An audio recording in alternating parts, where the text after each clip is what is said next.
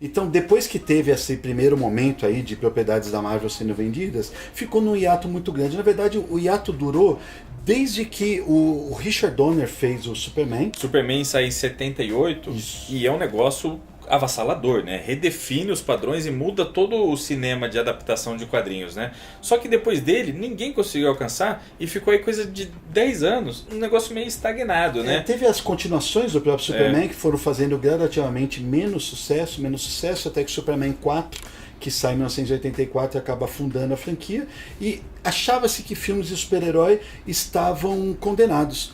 Tanto que os direitos do quarteto foram vendidos muito baratos. Um produtor alemão muito doido, o Bernhard Eichinger, ele é dono da Eu Constantine Filmes, hoje em dia é só conhecido como Constantine Filmes.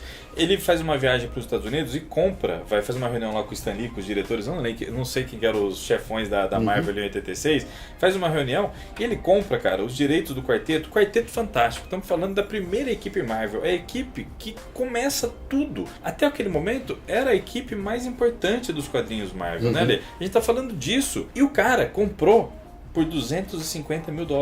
Cara, mesmo pra época, esse é um valor baixo. É um valor irrisório, é um valor ridículo, né? Um valor, quando a gente tá falando de cinema, é pífio. Mas a Marvel, que na época era só Marvel Comics, não era nem Marvel Entertainment, eles queriam fazer quadrinho, no ponto final. O foco era esse.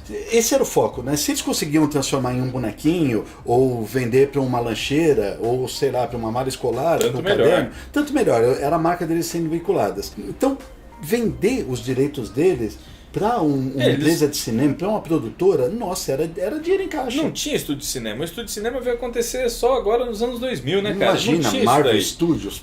Não era impensável. Então, acho que na cabeça deles era, a gente vende, produz aí um filme, se melhorar a popularidade e começar a vender quadrinhos, tanto melhor. A gente não vai gastar nada, só vai ganhar dinheiro a mais e vai levantar as vendas aí. Beleza. E o produtor da Constantine Films, ele ficou tentando emplacar esse filme, ele ficou discutindo, acho que com a 20th Century Fox. O Eichinger, ele tinha essa propriedade, ele sabia que era uma propriedade valiosa, só que o primeiro detalhe, ele tinha um prazo para produzir um filme do Quarteto Fantástico. Tem isso. Ele tinha até o final de 92 para produzir, senão os direitos iam reverter e iam voltar para Marvel. Isso se chama opção.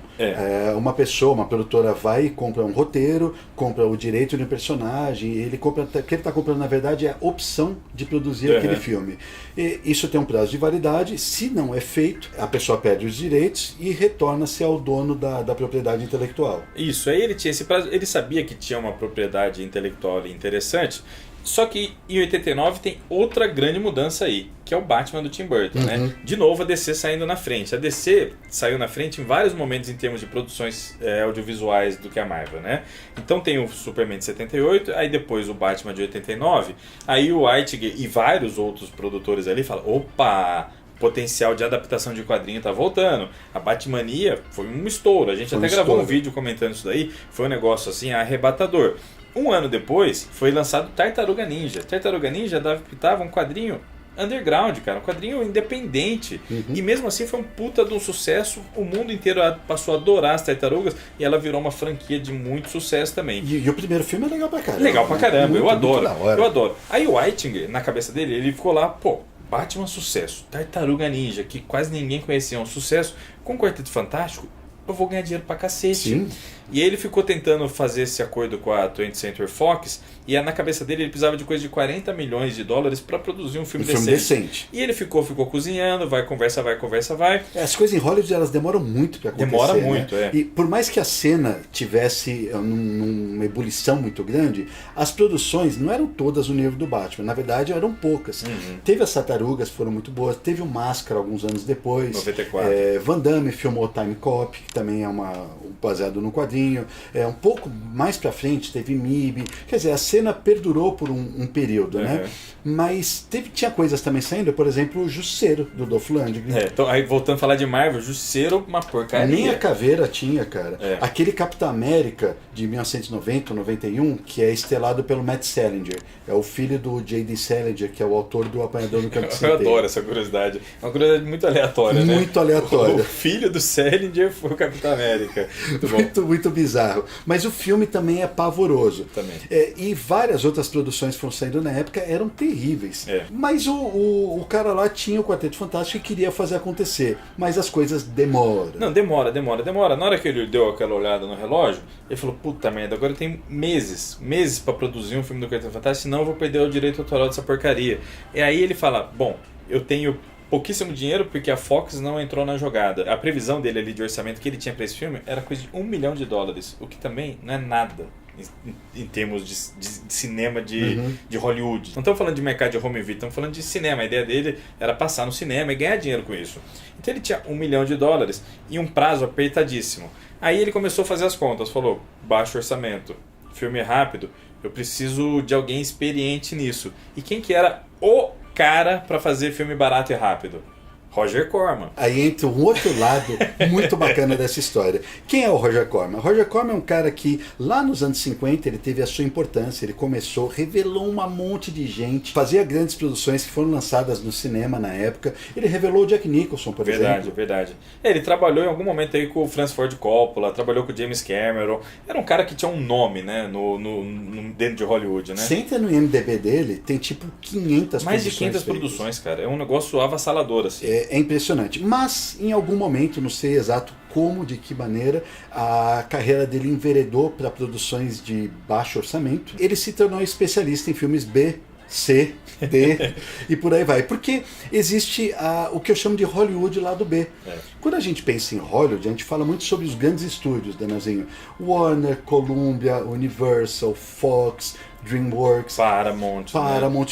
tudo muito grandioso. Mas isso representa só um pequeno corpo das produções de Hollywood. Existem trocentas produtoras que comem pelas beiradas e são milhares e milhares de filmes feitos, principalmente nos anos 80. Eram muitos filmes. Tinha um mercado de home video muito ativo, né, Lê? O auge das locadoras aí nos anos 80 e 90 tinha produções, assim, a dar com o pau de tudo quanto é coisa que você imaginar. Os caras conseguiam fazer um filme bem barato e ganhar dinheiro com o mercado de home video. E saía um grande sucesso, vinha aquele monte de filme copiando. Não que isso não aconteça hoje em dia, né? Você liga aí no Sci-Fi, nesses canais que passa esses filmes um pouco mais lado B, mais trash, assim, tem bastante também.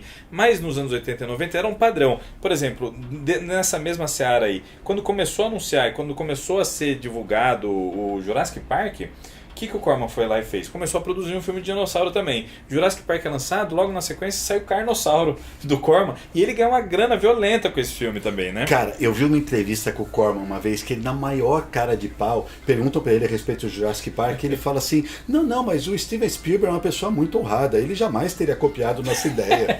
Foi uma coincidência. O cara é muito cara de pau, né, bicho? Muito cara de pau, cara. Mas era disso que a gente tá falando. Aí você pensa, Quarteto Fantástico. Hoje em dia é difícil até imaginar um negócio desse. Quarteto Fantástico sendo produzido pelo Corman num filme B de baixo orçamento, produzido a toque de caixa, né, Lê? Um negócio completamente maluco. Mas aí o Corman é procurado pelo cara da Constantin Films, que apresenta o projeto pra ele e ele topa. Ele topa, fala, beleza. E ele topa e fica feliz com o orçamento que ele vai ter, né? Porque qual que é a jogada? Eles decidem dividir a produção e a grana também, o orçamento do negócio. Aí o Whitegate entra com $750 mil, o Corman com mais 750 mil, então, olha só, sai de $1 milhão para $1,5 milhão. Nossa! E o Corman tá feliz que, porra, é o dobro dos orçamentos que ele tá habituado. $1,5 milhão? Pô, vou fazer chover aqui. Ele mata a pau, ele fala, não, o prazo é tranquilo e $1,5 milhão tá bom. E aí começa, só que nem ele pega para dirigir o filme, né? Ele chama o Oley Sassone, que era um diretorzinho inexpressivo e depois continuou inexpressivo. Tinha feito, sei lá, uns clipes e umas produções assim, segunda câmera ou diretor de segunda unidade, né? Em algumas produções do Corman. Chamou o Oley Sassone e falou, produzir o filme do Quarteto Fantástico para Constantin Films com a minha produção, você topa? O cara topou na hora, o cara falou, nossa, é a chance aí de eu alavancar minha carreira, né, cara? É um filme de super-heróis, olha o Batman, pode ser um novo Batman, né? O cara ficou super interessado. E aí começaram vir as condições, e uma das condições que mais pesou nessa história toda foi o prazo ridículo, porque eles já estavam aí avançando no 92, já tinha passado o meio de 92, e a produção tinha que começar oficialmente, a filmagem tinha que começar oficialmente antes do ano acabar. Depois de tudo reunido, os caras vêm numa correria violenta, a ponto de, tipo, o roteiro foi escrito em 3 semanas, do Craig J. Nevius. Os testes de elenco também foram super rápidos. Não teve ensaio. Mal teve ensaio, não teve nada. Eles viram foto, escolheram lá e começaram a produzir. Em 26 de dezembro de 92, olha esse prazo. começa oficialmente a gravação do Quarteto Fantástico. E imediatamente... Ninguém entendendo, Danielzinho, por que os caras não começavam, não esperavam passar o período de festas e tal. Não, tem que ser agora, tem que ser agora. Um dia depois do Natal ali, imagina os atores indo lá e começando a gravar, um negócio insano, né? Imediatamente, a partir do momento que começam oficialmente essas filmagens, o Eitinger consegue o objetivo dele, que era renovar os direitos autorais por mais um longo período. Aí, coisa de 10 anos, tava para ele o Quarteto Fantástico. Sim. Só que a chave desse negócio todo é justamente essa. Ele queria só começar essa produção. Ele não queria levar para frente isso. Ele não tinha pretensão, não precisava. Na hora que ele percebeu que o contrato dele era fazer um filme do Quarteto Fantástico, não estipulava em momento nenhum que precisava ser um grande filme do Quarteto Fantástico. Não precisava nem sequer ser um bom filme do Quarteto Fantástico. Não precisava nem sequer ser lançado. Ele só precisava começar a produção. E aí, era essa a ideia dele, começa a produção, deixa os caras lá, e ele enganou toda a equipe. Ele não contou pra ninguém, nem pro Corman, porque o Corman, quando ele pensou Quarteto Fantástico, ele também viu uma chance pra ele. Justamente, Batman tá bombando, tem outras coisas bombando. Não, é a minha chance de lançar um filme no cinema de novo. Porque ninguém era burro, bastava uma passeada ali numa comic shop, dar uma olhada, perguntar pra qualquer fã de quadrinho quem era Quarteto Fantástico, e todo mundo imediatamente responderia. Era negócio... época Image, né? Quadrinho estourando. O bicho tava pegando. O Olei Sassone, ele fica muito feliz, tanto é que na hora que ele é convidado, ele vai numa comic shop lá em Los Angeles e pega tudo que ele consegue encontrar do Quarteto Fantástico, conversa com a galera lá, e na hora que ele fala pro atendente da comic shop, eu vou ser o diretor do filme do Quarteto Fantástico, o cara falou, o quê? O cara deve estar de sacanagem, deve ser louco, né? O roteirista e a primeira equipe de produção aí foca nas origens do Quarteto Fantástico. A ideia era fazer uma grande homenagem mesmo ao quarteto do Stan Lee e do Jack Kirby, né? Sim. Eles começaram a se apaixonar muito pelo negócio e eles queriam fazer acontecer, né? O elenco, cara, todo mundo, que eram pessoas desconhecidas, ilustres desconhecidos, continuam desconhecidos hoje, mas todos eles falavam a mesma coisa. Essa é a minha chance de estourar e sair da Hollywood lado B e conseguir o shot deles nos grandes estúdios.